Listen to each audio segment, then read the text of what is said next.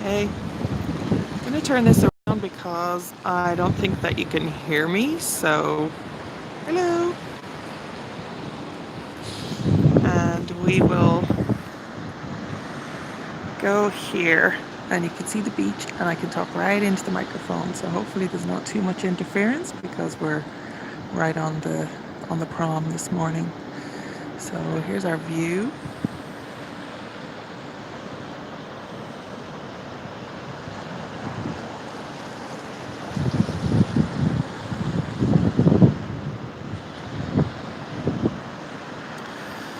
The light here is absolutely gorgeous.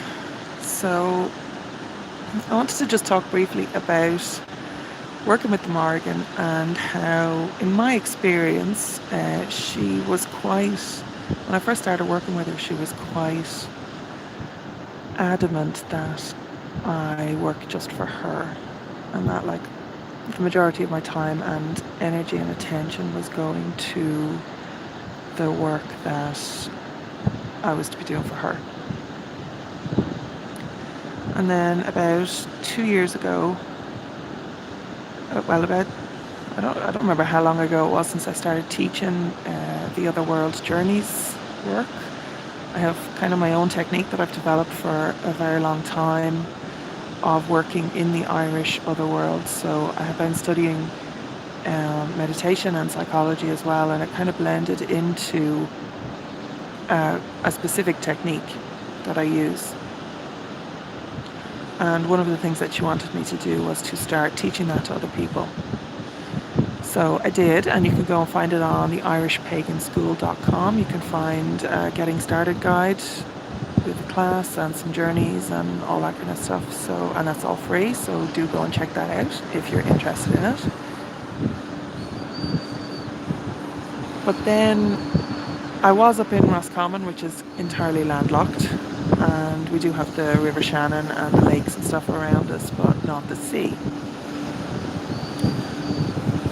And I ended up, for various reasons, not really of my own making, I ended up down in Tramore, County Waterford, just down on the bottom, the south of Ireland, and this right here is the Celtic Sea.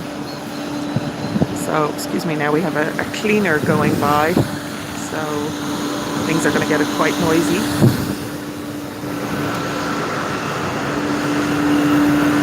Ta-da! Noise, noise, noise. People doing their work first thing in the morning. Actually, a digger came by and had picked up the body of a dead seal off the beach, so which had obviously washed up through the night.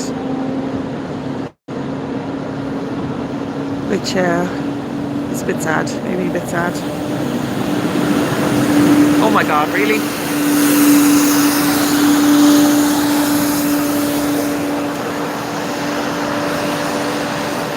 Okay, so I hope you can still hear me. And I ended up down in Tramore and basically on loan to Mannanán and and my sense of it is that there was an apprenticeship that had to happen. Now I had been aware of Mannanán because up in Rathcroghan, which is where the Mórrígan's primary sacred site is, the cave of Cruachan Uv Nagach, or Owi Nagat, anglicised version. So up there, there is a site that is, so there's a site called Cashel Mannanán, which is the site probably of an old Druid school in the sacred complex of Rathcroghan or Rathcroghan. There is a ceremonial procession way called the Mucklocks that leads from there down to the cave. So there's interesting connections with Mannanán and the other world and caves and ritual and initiation and journeys and all the rest of it there, even without the sea. So I had definitely been aware of Mannanán, but not worked with him on any consistent basis because I wasn't allowed. But when we came here, yeah, I was told that there was an apprenticeship that needed to happen, and how that looked was I had to basically kind of pay my dues. And by paying my dues, I had to get into the sea on a regular basis.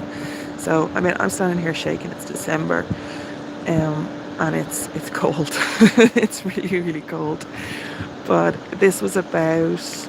I kind of avoided it all summer. I was told at the start of the summer, but I don't like getting in the sea, so I avoided it, and then had to pay that price because I had to pay it even harder because it was around September, and once within every 7-day cycle, I had to get my body fully into the sea. And there were a couple of things. I had to stay in there as long as I had to see a seagull, which I was told are Mannanán's crows, which I always found amusing. So I had to see a seagull fly over me while I was in the sea, and I had to swim up as far as there's a particular spot kind of over there, basically, called the Gillamine, and it's a harbour basically, and I had to swim over there, so it was quite deep. So I wasn't just wading in the beach, I literally had to kind of jump in, and I had to swim up to a certain way, and there was these bushes that looked like pigs when you were at a certain angle looking up at them on the top of the cliff, and I had to swim up that far.